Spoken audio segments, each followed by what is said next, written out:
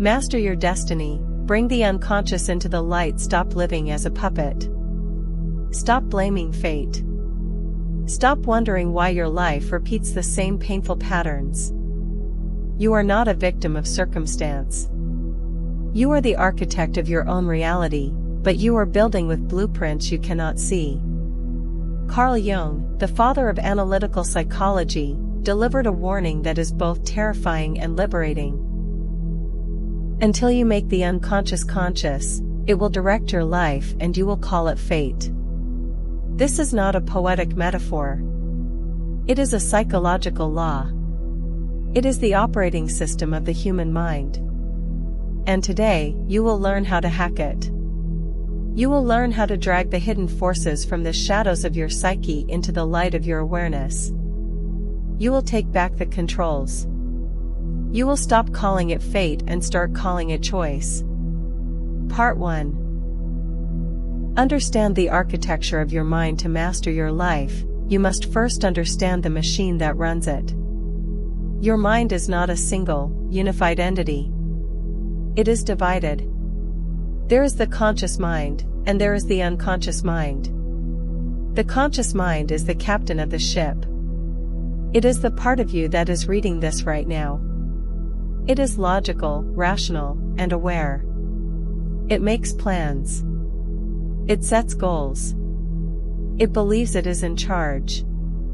But the conscious mind is small. It is like the tip of an iceberg above the water. It represents only a tiny fraction of your total mental processing power. Beneath the surface lies the unconscious mind. This is the massive, submerged part of the iceberg. It is vast, deep, and powerful. It holds everything you have ever experienced, felt, or thought, even if you do not remember it. It holds your childhood traumas. It holds your repressed desires. It holds your forgotten fears. It holds the beliefs you absorbed from your parents, your teachers, and your culture before you had the language to question them. The unconscious is not evil. It is not malicious. It is simply automatic. It operates on instinct, emotion, and pattern. It is the autopilot of your life. The problem is not that the unconscious exists. The problem is that it is running the show while you think you are flying the plane. When the unconscious is unaware, it projects its contents onto the world. It triggers reactions you do not understand. It creates situations that feel like bad luck, but are actually the result of internal programming. Jung called this fate. But it is not fate. It is psychology. It is the inevitable outcome of unexamined drives. To change your life, you must bring these drives into consciousness. You must shine a light into the dark rooms of your psyche. You must integrate the shadow. You must become whole. Part 2. Identify the shadow, the hidden self. The first step in making the unconscious conscious is identifying the shadow. The shadow is the part of your personality that you reject, deny, or hide. It contains the traits that you deem unacceptable. If you pride yourself on being kind, your shadow may hold your aggression. If you pride yourself on being strong, your shadow may hold your vulnerability. If you pride yourself on being rational, your shadow may hold your chaos. You push these traits into the unconscious because they threaten your self-image. But what you repress does not disappear. It grows. It gains power.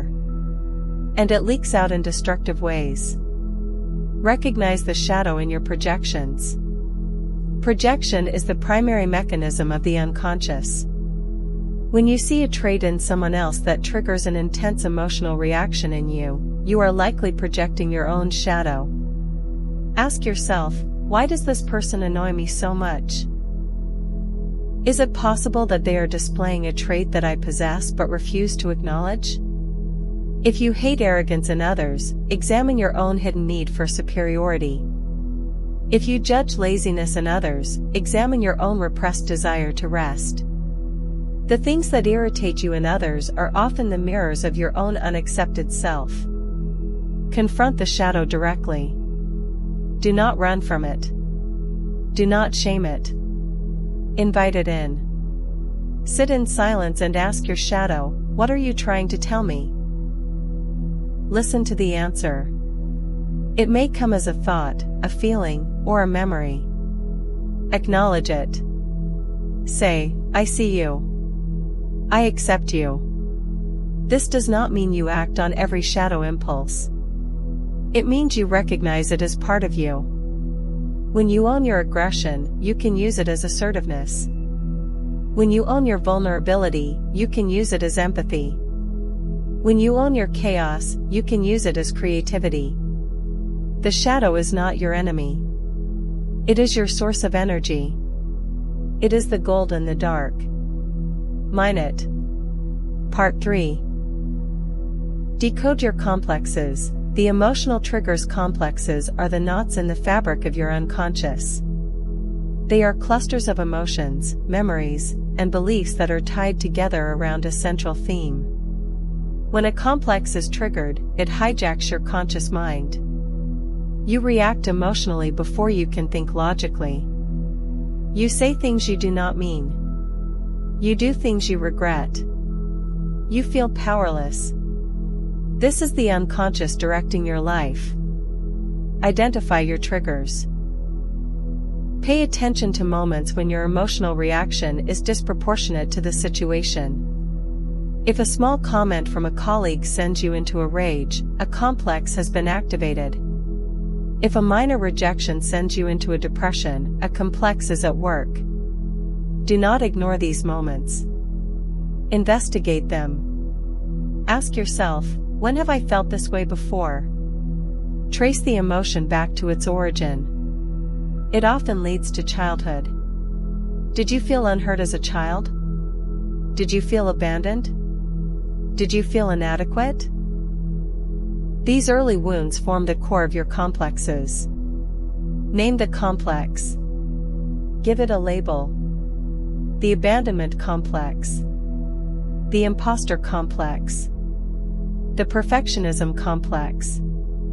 Naming it takes away its power. It moves it from the mysterious realm of fate to the manageable realm of psychology. Once named, you can observe it. When the trigger happens, pause.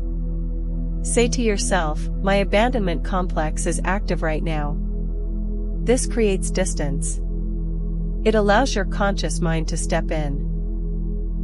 You can choose how to respond instead of reacting automatically. You can soothe the wounded inner child instead of lashing out at the present-day partner. You break the cycle. You rewrite the script. Part 4. Analyze your dreams. The royal road to the unconscious. Dreams are the direct language of the unconscious. While you sleep, the conscious mind relaxes its guard, and the unconscious speaks.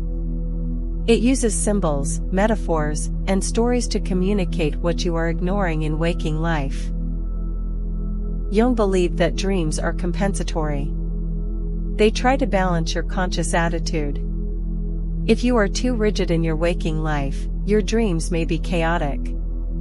If you are too arrogant, your dreams may humble you. If you are ignoring a problem, your dreams may scream it at you. Record your dreams immediately upon waking. Keep a notebook by your bed. Write down everything you remember, no matter how fragmentary or nonsensical it seems.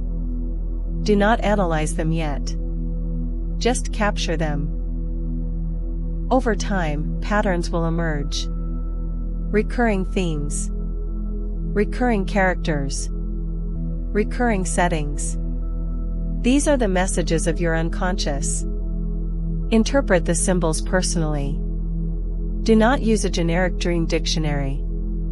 A snake might mean danger to one person, but healing to another. Ask yourself, what does this symbol mean to me? Associate freely. Let your mind wander from the image to other memories and feelings. Look for the emotional tone of the dream. Was it fearful? Joyful? Confusing? The emotion is the key to the meaning. Engage with the dream figures. If you are chased in a dream, stop running. Turn around and face the pursuer. Ask it, who are you? What do you want? In your imagination, let it answer. This technique, called active imagination, allows you to dialogue with your unconscious. It transforms nightmares into insights. It turns monsters into mentors. It reveals the hidden dynamics of your psyche. Listen to your dreams. They are trying to guide you toward wholeness. Part 5. Practice active imagination. Dialogue with the soul. Active imagination is a powerful technique developed by Jung to bridge the gap between the conscious and unconscious. It is not daydreaming. It is a disciplined, focused engagement with the images of the unconscious. It is a conversation with your soul. Choose a mood, an image, or a dream fragment that stands out to you. Close your eyes. Relax your body. Let the image arise in your mind. Do not force it. Let it come. Once it is there, interact with it. If it is a person, talk to them. If it is an animal, observe it. If it is a landscape, walk through it. Ask questions. Why are you here? What do you represent? What do you need from me? Listen to the response. It may come as a voice, a feeling, or a new image. Do not censor it. Do not judge it. Let the unconscious speak. Write down the dialogue. This process brings unconscious content into consciousness. It integrates split-off parts of your personality. It resolves inner conflicts.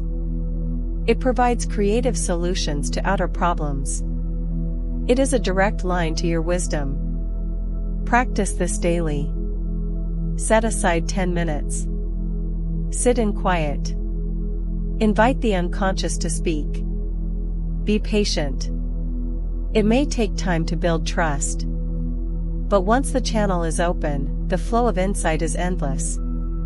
You will discover resources within yourself you never knew existed. You will find courage where you felt fear.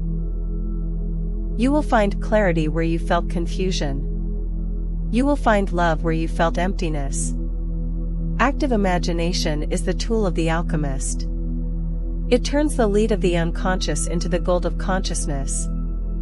Part 6. Recognize synchronicity. The meaningful coincidences. Synchronicity is the experience of two or more events occurring together in a meaningful way, although they seem to have no causal connection. Jung believed that synchronicity is a glimpse into the underlying unity of all things. It is the universe speaking to you. It is the unconscious manifesting in the external world. When you are aligned with your true self, synchronicities increase. They guide you. They confirm you are on the right path. Pay attention to coincidences. Notice when you think of someone and they call. Notice when you need an answer and a book falls open to the right page. Notice when a song plays that perfectly matches your mood.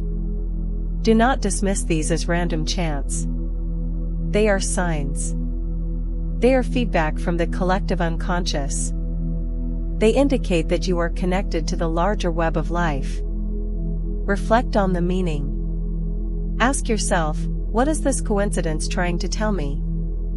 Is it a confirmation? A warning? A nudge in a new direction? Trust your intuition. Your unconscious knows the connections before your conscious mind does.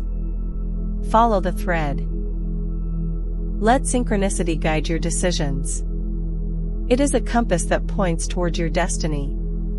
But remember, synchronicity only works when you are conscious. If you are asleep, you will miss the signs. Wake up. Look around.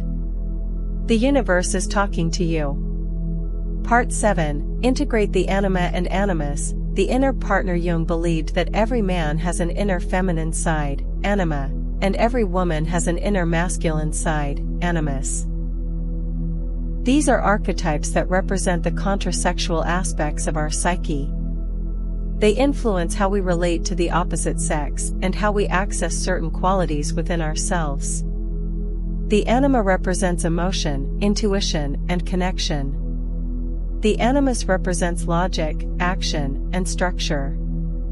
If these aspects are unconscious, they cause projection. A man may project his anima onto a woman, idealizing her as a goddess or demonizing her as a witch. A woman may project her animus onto a man, seeing him as a hero or a tyrant. This prevents real connection. It creates dysfunctional relationships. To heal this, you must integrate your inner partner. Men, connect with your anima. Allow yourself to feel. Cultivate your intuition. Appreciate beauty. Do not suppress your emotions as weakness. They are your source of depth. Women, connect with your animus. Assert your opinions. Take action. Structure your life. Do not suppress your anger as unfeminine. It is your source of power. When you integrate these aspects, you become whole. You no longer need another person to complete you. You can relate to others as equals, not as projections. You find balance within. Part 8. Embrace individuation. The journey to wholeness. Individuation is the ultimate goal of Jungian psychology. It is the process of becoming your true, unique self. It is not about becoming perfect. It is about becoming whole. It involves integrating all parts of your psyche, the conscious and the unconscious, the light and the shadow, the masculine and the feminine. It is a lifelong journey. It is not a destination. It is a way of being. Accept the paradox. You are both good and bad.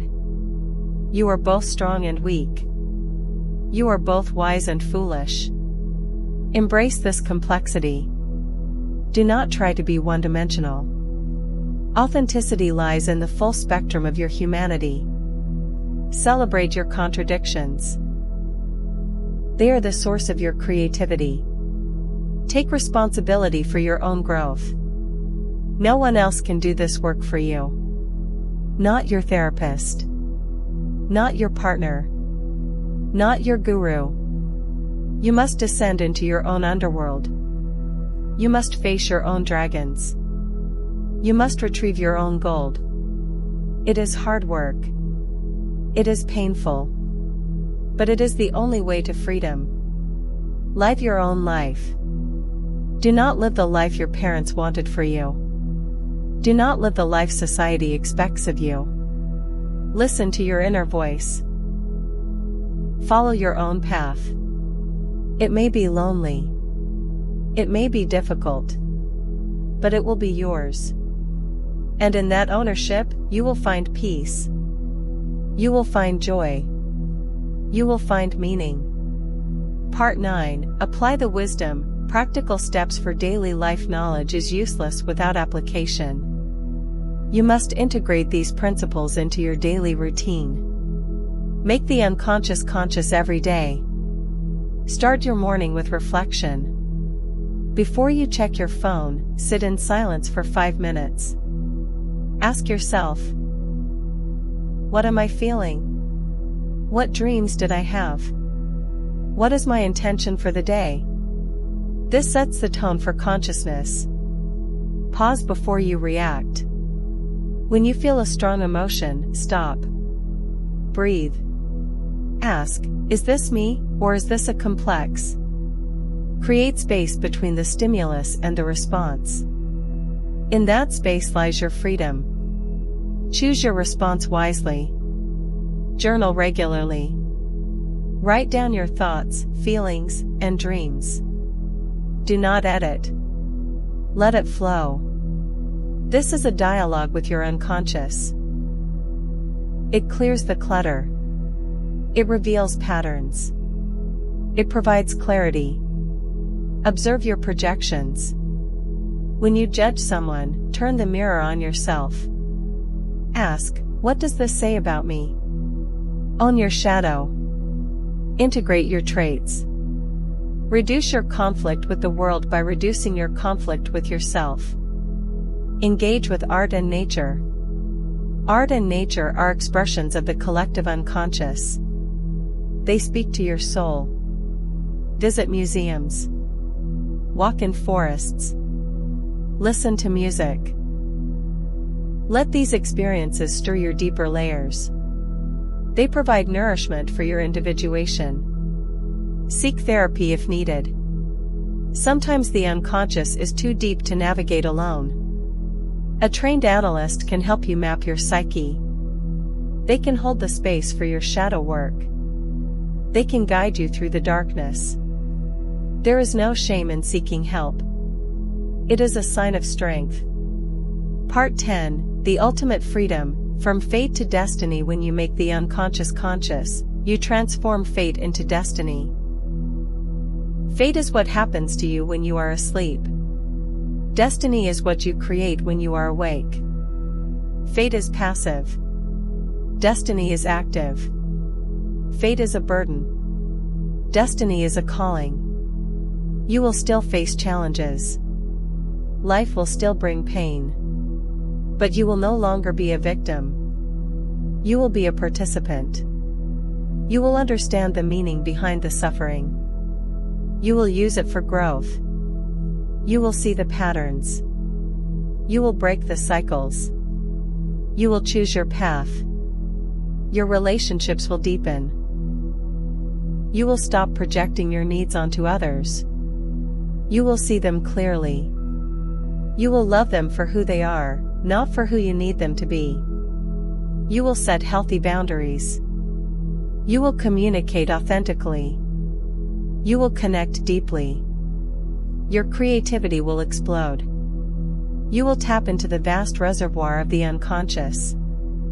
Ideas will flow. Insights will strike. You will create from a place of wholeness, not lack. Your work will have meaning. Your art will have soul. Your peace will be unshakable. You will no longer be tossed by the waves of emotion. You will be the ocean. Deep, calm, and vast. You will accept yourself fully. You will accept life fully. You will find joy in the present moment. You will find meaning in the journey. This is the promise of Jung. This is the power of consciousness. This is the path to liberation. It is not easy. It is not quick. But it is real. And it is waiting for you. Conclusion. Wake up and take the wheel. The time for sleep is over. The time for blame is over. The time for fate is over. You have the map. You have the tools. You have the understanding. Now, you must have the courage. Descend into your unconscious. Face your shadow.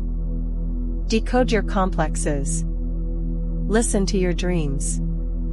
Dialogue with your soul. Recognize the signs. Integrate your opposites. Become whole. Do not wait for permission. Do not wait for the perfect moment. The perfect moment is now. Your life is happening now. Your psyche is speaking now. Listen. Respond. Act. You are not a leaf blowing in the wind. You are the wind. You are not a character in someone else's story. You are the author. Write your story with awareness. Write it with intention. Write it with truth. Make the unconscious conscious. Take back your power. Create your destiny. You are free.